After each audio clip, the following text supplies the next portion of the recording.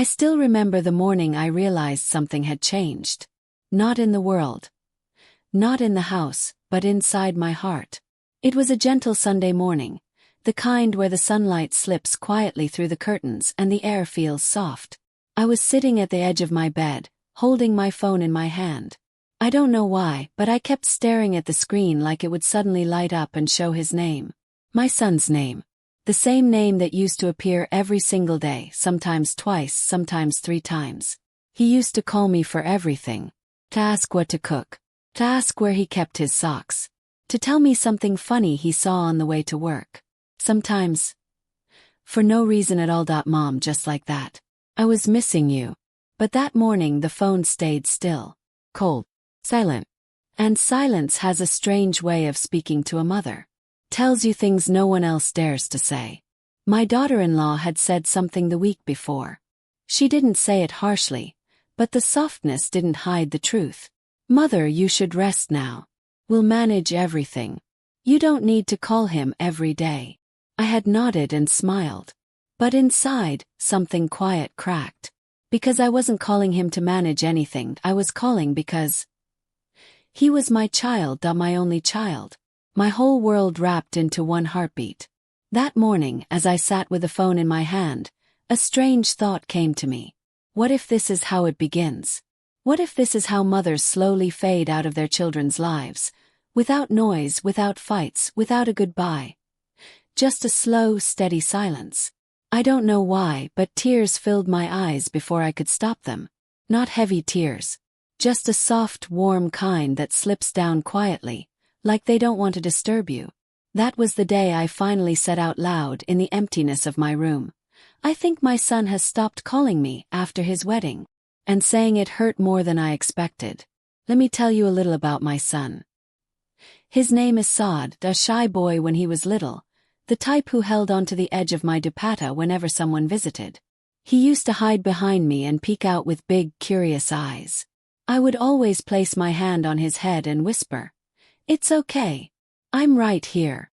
Maybe that's why he grew so close to me. We were a small family. Just the 2 of us after my husband passed away when Saad was 12.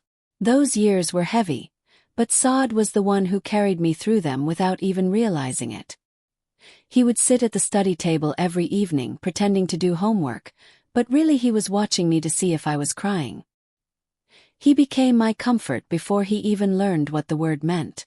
I worked long hours to take care of us, but even then, every night he would sit beside me at dinner and talk about school, friends, teachers. Anything to distract me. Sometimes he would place a small hand on my shoulder and say, "One day I'll grow up and take care of everything. Don't worry, Mom." And the funny thing is, I believed him. We had rituals, little things only we understood. Every Sunday we would have tea together on the porch. Every Eid he would help me decorate the house. Every time he got his salary, he would bring me a sweet. "First salary of the month goes to my mom," he used to say proudly. When he turned 24, he brought home a girl he wanted to marry. Her name was Sana. Polite, soft-spoken, respectful. She greeted me with a warm smile and touched my feet. I remember thinking, maybe God is finally giving my son tenderness. And giving me a daughter I never had. The wedding preparations were simple but beautiful. Saad kept asking me, "Mom, are you okay? Are you tired? Sit here. Drink water." He wouldn't let me lift a single decoration box. But something changed after the wedding. Slowly at first. Like a gentle breeze shifting direction. Saad would come home late but say he was tired. He would eat quickly and go upstairs.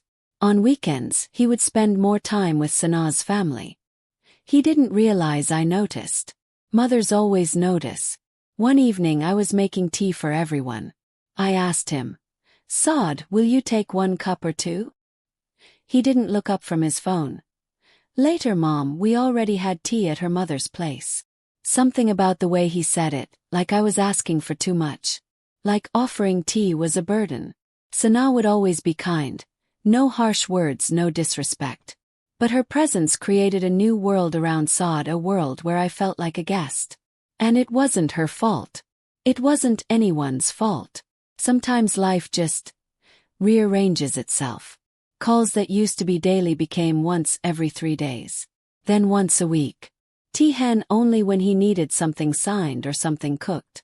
I told myself he's busy. Married life is new. Give him space. But inside, I missed him. My boy. My little shadow. The silence started building like water filling a glass drop by drop. One night, I overheard them talking in their room, not arguing, just discussing. Sana said softly, "Maybe Mom needs to trust that you can handle things yourself now." I froze in the hallway. Saad didn't defend me, but he didn't accuse me either. He just sighed and said, "Maybe." That word echoed in my chest the entire night. Still I tried to stay cheerful. Tried not to interfere, tried to be the ideal mother-in-law. The quiet, helpful one. But one sentence changed everything. It was a Friday afternoon. I was sitting at the dining table polishing silver bowls for an upcoming dinner. Sana came to me, sat down gently, and held my hand. "Mom, after the wedding we need some time alone. You should rest. Don't worry about Saad so much." Smiled. I even nodded. But inside me the world felt like it cracked open.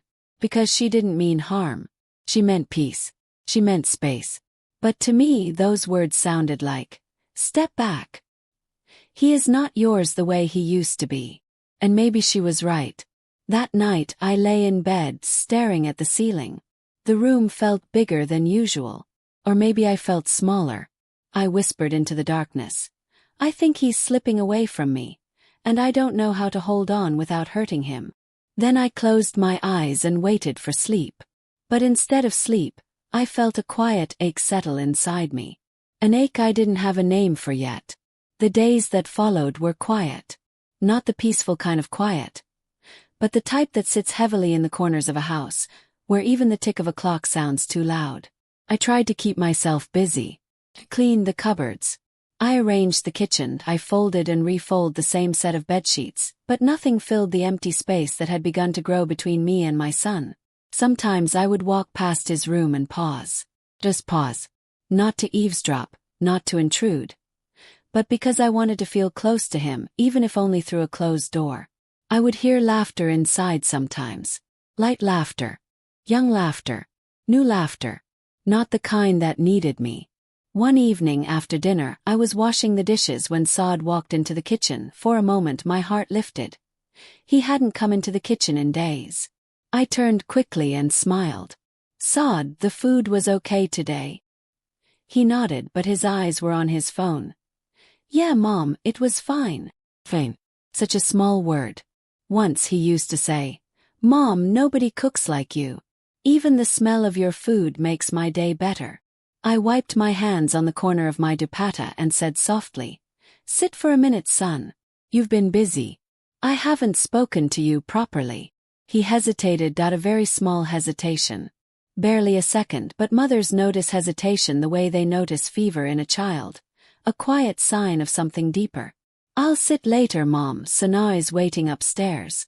We have a video call with her cousin," I said, trying to sound cheerful. "Hen, go.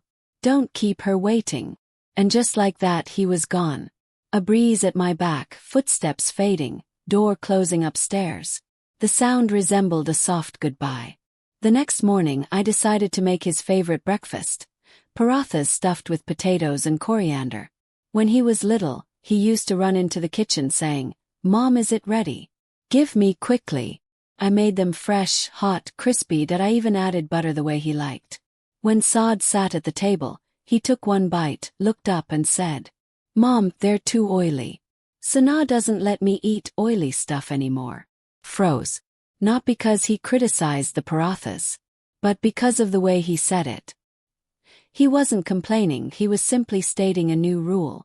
A new life. A new voice that guided him. I smiled and said, "I'll be careful next time, son." But inside, a part of me whispered. A few days later, I was sitting alone on the porch, our old Sunday tea place. The sun was setting, painting the sky with orange and pink. This was always our time. Even after he grew up, even after college, even after he started working, Saad never missed Sunday tea with me. But that day, the chair beside me stayed empty. I heard the sound of a car outside and felt a small rush of hope. He had gone out with Sanaa earlier. Waited. And waited. After 20 minutes, the gate opened. They walked in, laughing about something. A joke I wasn't part of. A world I didn't belong to. Saad, I called gently. Tea is ready. He glanced at me, then at Sanaa, then back at me. We already had tea outside, Mom. Sorry. Sorry. Another small word that felt too big. He nodded. It's okay, son. But as he walked inside with Sanaa, talking and smiling, the steam rising from my untouched cups of tea felt like little ghosts of memories drifting away. Next time. Will there even be a next time? Slowly, the routines that once connected us began to fade. He stopped asking for advice. He stopped sharing things about work. He stopped telling me about his friends.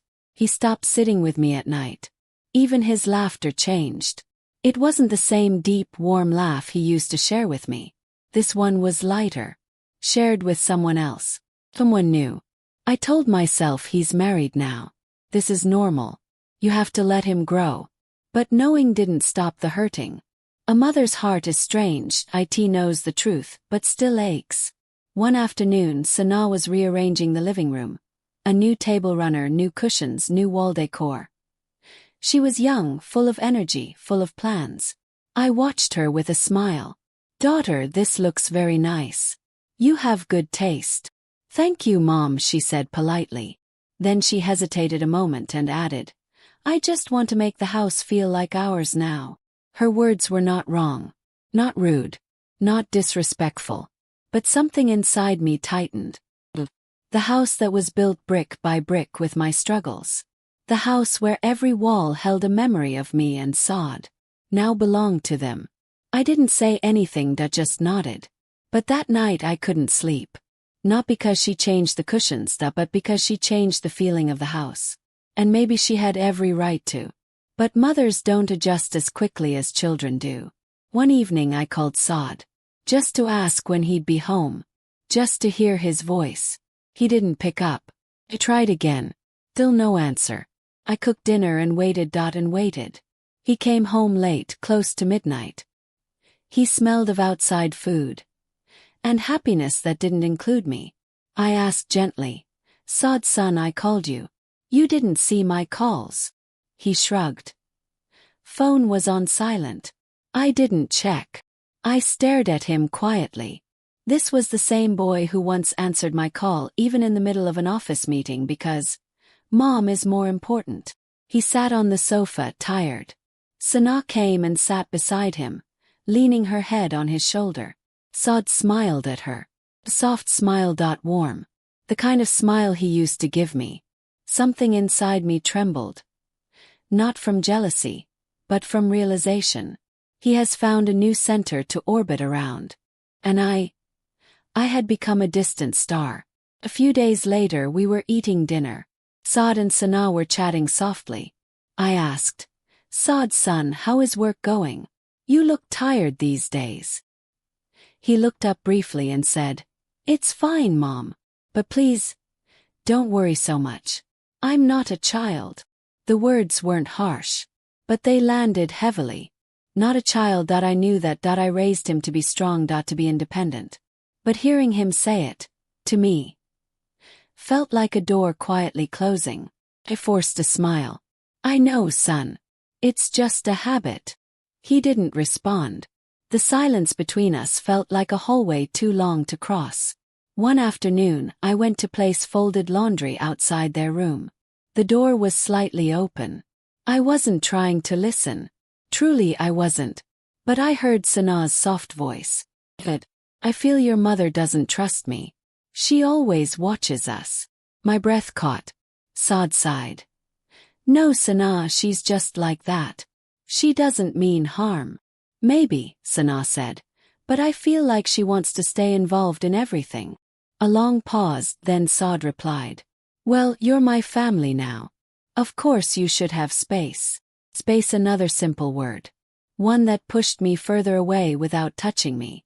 I stepped back slowly before they saw me and went to my room. My heart felt heavy, like someone had placed a stone inside it. I sat on the edge of my bed and whispered to myself, I never wanted to come between them. I only wanted to remain his mother. I didn't realize tears had started falling again. Things were normal on the outside. Polite greetings, quiet dinners, occasional conversations. But something was missing. Not something material. Something invisible. Connection. Warmth. The little thread that ties a mother to her child. One night at dinner, I served them both chapati. I always served Saad first. Habit of years. Habit of love. Sana noticed. She didn't say anything, but I saw the way her eyebrows raised for a second. After dinner, Saad said gently, "Mom, you should serve Sana first sometimes. It looks better." Froze. "Of course," I said quickly. "I didn't realize." He smiled softly, but it wasn't a smile meant for melt, was meant to reassure Sana. And in that small exchange, I felt the shift of my place in his world. I had moved from the center to the edge. It happened on a quiet evening. We were all sitting in the living room. Sana was looking at photo frames. Saad was scrolling his phone. Sana pointed to one frame, a picture from Saad college graduation. I was standing beside him, proud, glowing, hopeful. "She looks so young here," Sana said with a smile. Saad chuckled. "Of course. That was years ago." I laughed softly. "Yes, time changes us." Then Sana said something innocent. But it hit me hard. "I hope one day we take a picture like this. With our child." Saad wrapped an arm around her and said, "We will. Soon." They both laughed and leaned into each other. I looked at the old photo, my hand on his shoulder, his smile bright and grateful. And I realized something quietly heartbreaking. He had someone else now to call family. Someone else to take future pictures with. Someone else to share dreams with. I was becoming the past. Every night, Saad used to sit with me for at least 10 minutes. No matter how tired he was. Just to ask, "How are you, Mom? How was your day? Did you eat properly?" It was our little ritual. But now, nights passed without him even coming downstairs. One night, I finally gathered courage and knocked on his room. "Saad, if you're free, can you sit with me for a bit?" He looked up from his laptop. Sana was beside him, watching something on her own phone. "Mom, I'm a little busy. Maybe tomorrow." "Of course, son. Sorry to disturb you." I closed the door quietly. But inside I felt a quiet shattering. Not loud, not dramatic, just a soft break, like a leaf tearing off a branch. 2 days later, Saad left early in the morning for work. He didn't tell me. I came downstairs expecting him to be at breakfast. His chair was empty, his plate untouched, his shoes gone. I asked Sana, "Daughter, Saad left early?" She nodded. "Yes, Mom. He said he didn't want to wake you." Didn't want to wake me. The same mother he once called 3 times a day. The same mother he used to wake up just to show a funny message or a beautiful sunrise. I stood there silently. It was a small incident. Very small. But sometimes it's the smallest cuts that bleed the longest. That day, I knew the distance wasn't just beginning. It had already begun. And I was learning to live with it. The turning point of a story never arrives loudly. It doesn't knock on the door. It doesn't warn you. It just slips quietly into your life. And suddenly you realize you're standing on the other side of something you didn't see coming. For me, that moment began with a simple morning. A very ordinary morning. One where nothing looked different. The same sunlight, the same kitchen, the same tea brewing on the stove. But everything felt different. Because that morning was the first morning I woke up without the hope that Saad would call me. I was sitting alone at the dining table, staring at the chair he used to sit in. The chair where he once laughed loudly, told stories, teased me, shared his dreams. That chair had not been pulled out in days. Sana came downstairs, dressed for work. "Good morning, Mom," she said politely. "Good morning, son," I replied. I placed a plate of breakfast in front of her. She sat down, took a few bites, then checked her watch.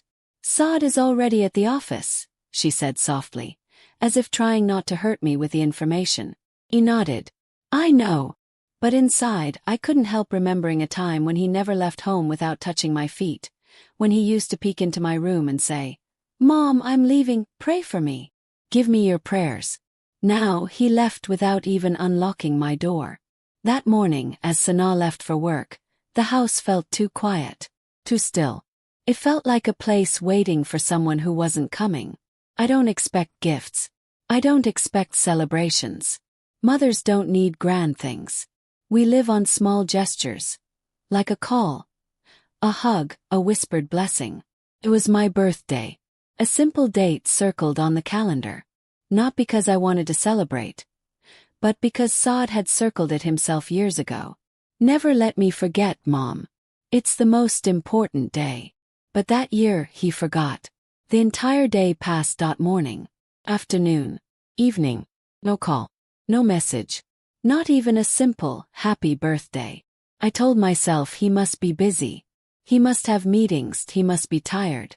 But in the quiet of my heart, I knew. He didn't forget the date. He forgot me. At night, Sana came to my room. Her face was gentle, but there was guilt in her eyes. "Mom." I reminded him. I told him yesterday. He must have gotten caught up. I smiled to ease her worry. "It's all right, daughter. These things happen." But after she left, I closed the door quietly and let myself cry. Not because he forgot my birthday, but because he didn't remember me. It was raining heavily one evening. The kind of rain that makes you remember things you tried to forget. I was standing at the window, watching water gather on the street. Raindrops slid down the glass like soft tears.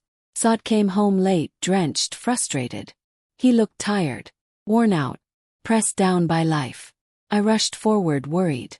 "Saad, son, you're soaked. Come, take a towel." He held up a hand, a small gesture. But it stopped me like a wall. "Mom, please. I'm not a child. I can manage." Froze. His tone wasn't rude, but it wasn't gentle either. It wasn't the voice of a son.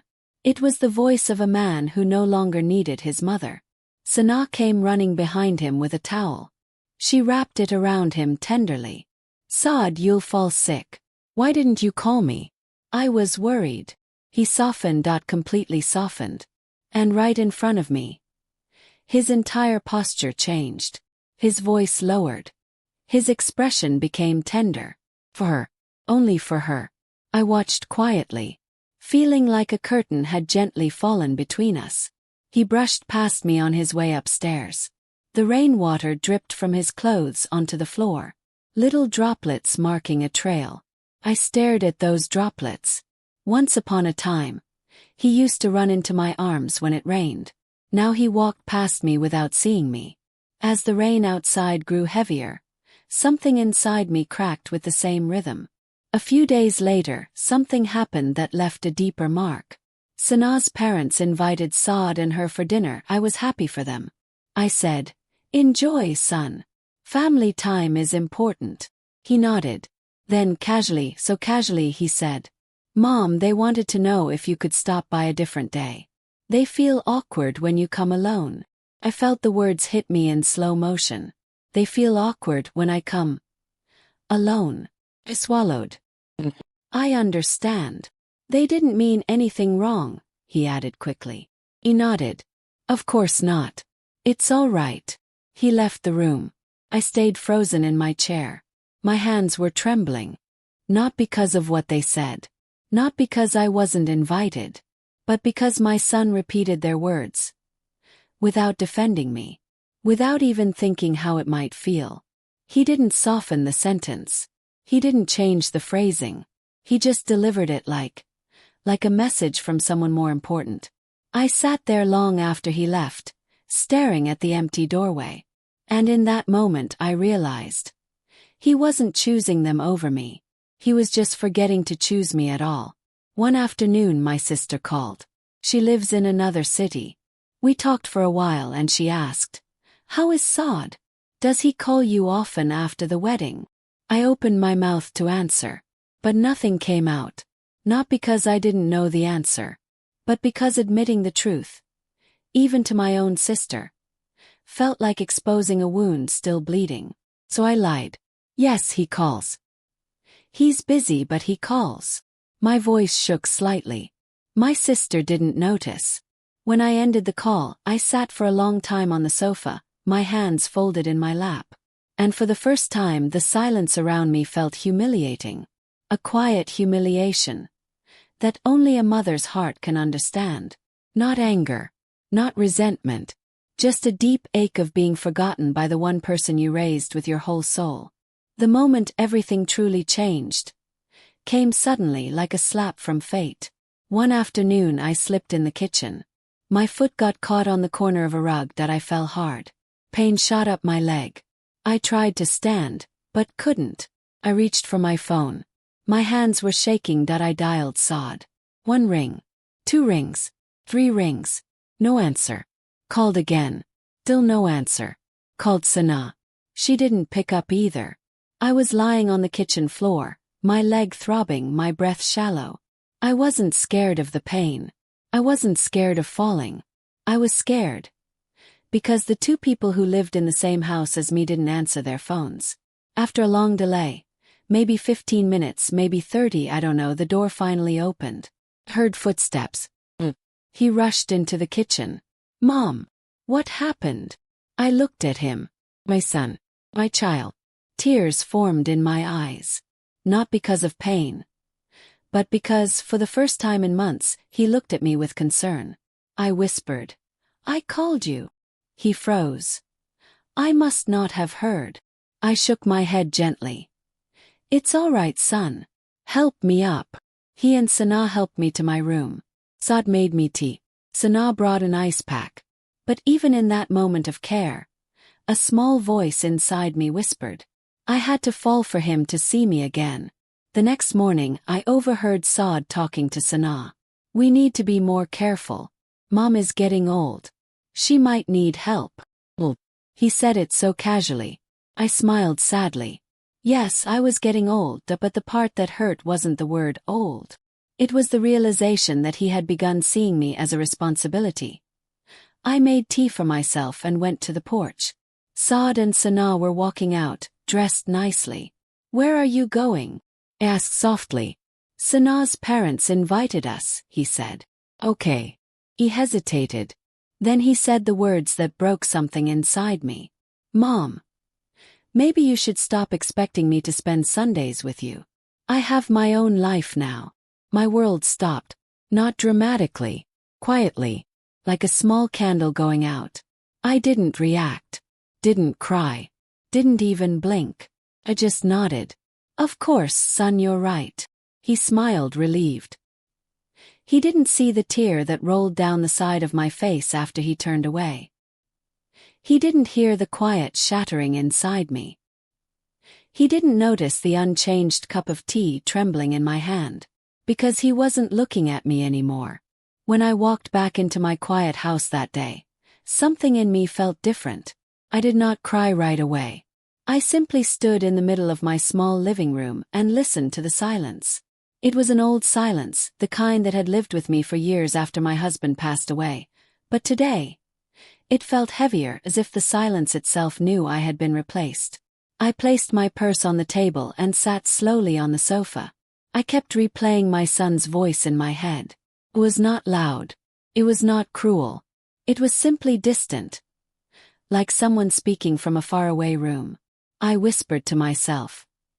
He is not a child anymore. He has someone else to walk with now. And those words, they broke me in a quiet way. But strangely, inside that pain I began to feel something new. Something like understanding. When we become parents, we spend years teaching our children to grow. We teach them to speak. We teach them to walk. We teach them to choose. We teach them to stand on their own. Then one day they finally do it. And we realize that somewhere along the way they learned how to walk away too. Not because they are ungrateful. Not because they do not love us. But because life pulls them forward. I sat there thinking about all the times I held my son's hand. When he was scared of the dark, when he cried after falling, when he hid behind me during his first school performance. I had been there for everything. And maybe Maybe now it was my turn to let him be there for someone else. The thought was painful, yet soft, like touching the edge of a wound that has just begun to heal. For the next few days, I tried to return to my normal routine. I watered my plants, I cleaned the house. I sat on the porch in the evenings with a cup of tea. But everything felt slightly different. Every chair, every room reminded me of him. Still, I told myself gently, it is not the end. It is a new chapter. One afternoon I decided to organize old family albums. I opened the first one and saw a picture of him sitting on my lap, holding a tiny blue cup. He was looking at me with pure trust, the kind only a child gives. I ran my fingers over the smooth plastic covering. I smiled and whispered, "You will always be my little boy, even if you forget sometimes." And for the first time in weeks, the smile stayed. About a week later, something unexpected happened. My phone rang. It was a familiar ringtone. His ringtone.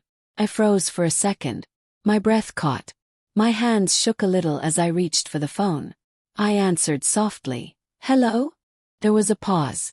Then his voice, hesitant but warmer than before, filled my ear. "Mom, are you okay?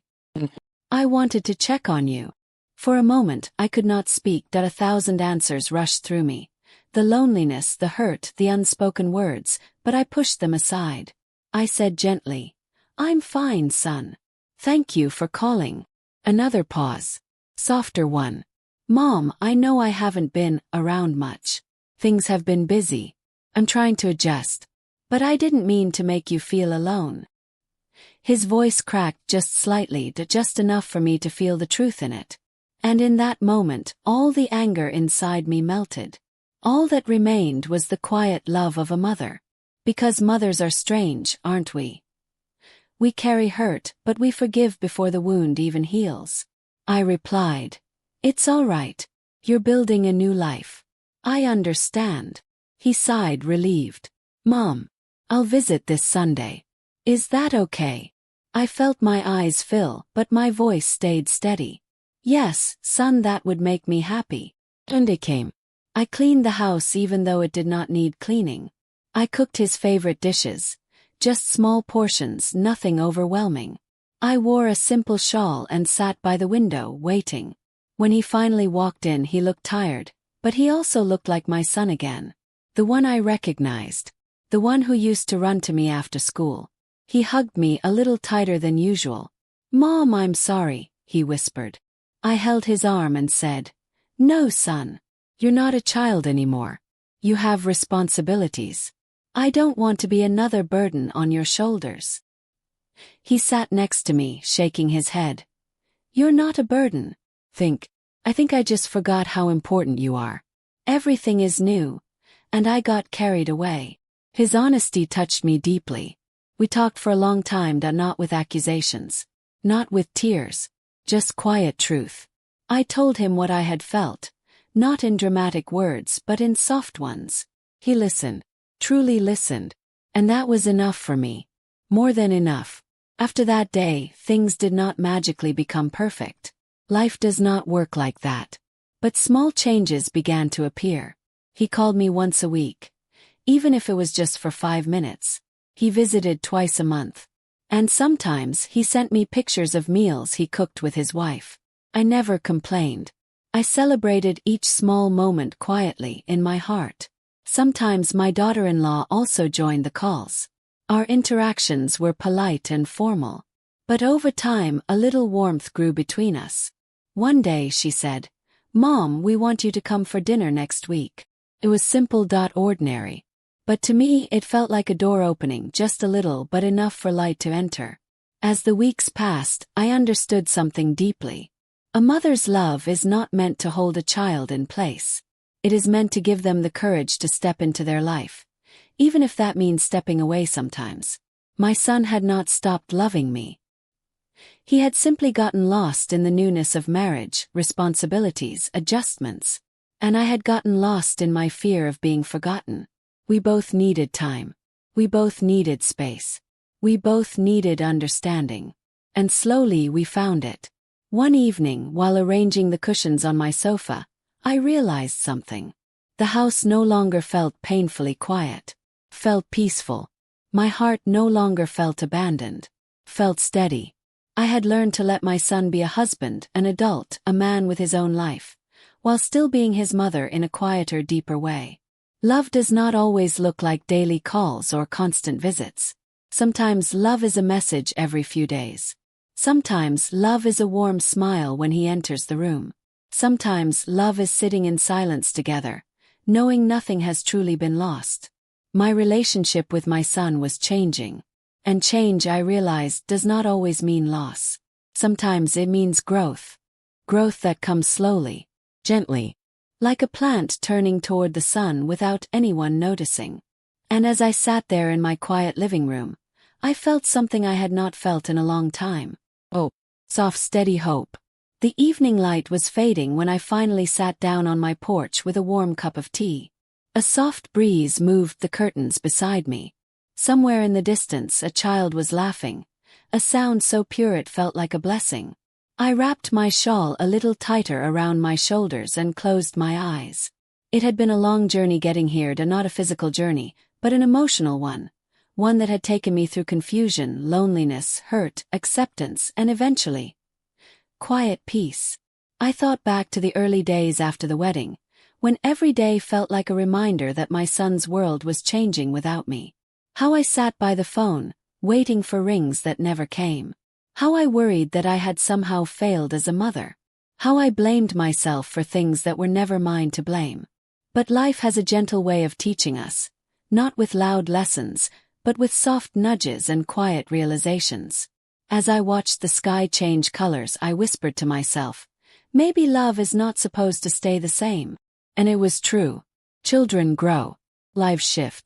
Homes change. People move into new seasons of their lives, and sometimes they forget to look back for a while. But forgetting does not always mean they stopped caring. Sometimes it just means they are learning how to balance everything. My son had not stopped being my child. He had simply become someone's husband, someone's partner, someone who had to build a new home. And I had to learn how to stand at a distance without feeling left behind. That was the real lesson, one that took time to understand. I took another sip of my tea and smiled gently as I remembered the little things that had changed. My son's short weekly calls. His quiet "Mom, are you eating well?" His wife's shy invitations to dinner. The photos they sent me of small celebrations. A new recipe, a new plant, a new curtain they hung together. None of these were grand gestures.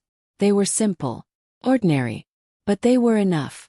Enough to tell me I still had a place in their lives, even if that place looked different from before.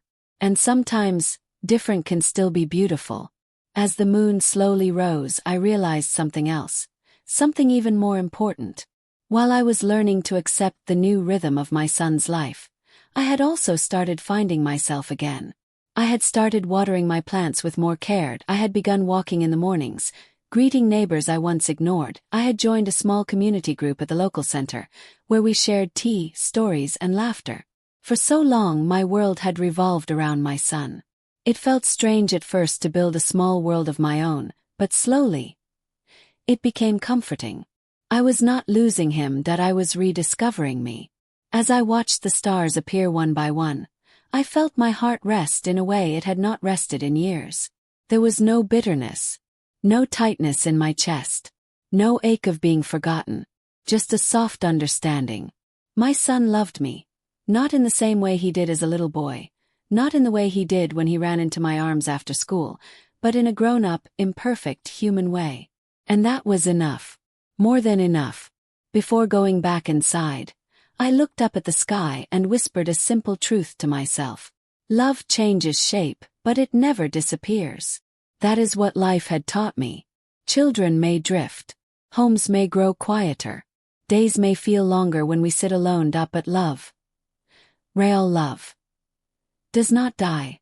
Shift. It learns. It grows with us. And when we allow it to change, we find a kind of peace that feels like coming home to ourselves. I opened the door to my quiet house. The light from the hallway touched my face gently. I felt calm. I felt steady. I felt whole. Because even though my son had once stopped calling me, He had not stopped loving me. And I had not stopped loving him. And in the end, that was all that truly mattered.